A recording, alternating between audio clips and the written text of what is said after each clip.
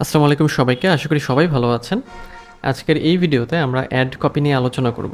ফেসবুকে যখন আমরা অ্যাড রান করতে যাই তখন আমাদের একটা অ্যাড কপি প্রয়োজন হয়। তো ওই অ্যাড কপিটা আসলে কী জিনিস এবং আমরা অ্যাড কপি আসলে কিভাবে তৈরি করব সেই বিষয়গুলো আমরা জানব।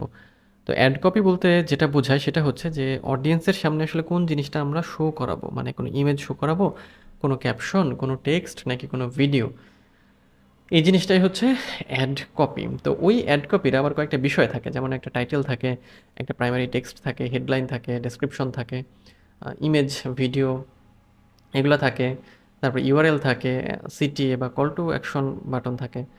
তো এই অ্যাড কপির মধ্যে টাইটেল কোনটা? টাইটেলটা হচ্ছে এই যে প্রাইমারি টেক্সট বা টাইটেল বলা হয়, যেটা হচ্ছে আমাদের ওই প্রোডাক্ট সম্পর্কে জানায় ছোট্ট করে।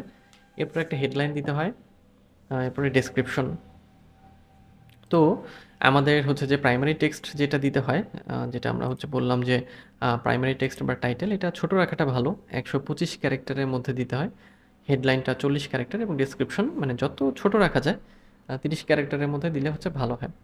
আর ইমেজ ভিডিওর বিষয়টা হচ্ছে যে এখানে আমরা যদি একটু দেখি, যেমন হচ্ছে যে এই যে আমাদের একটা ইমেজ আছে, এটা আমরা ব্যবহার করতে পারি।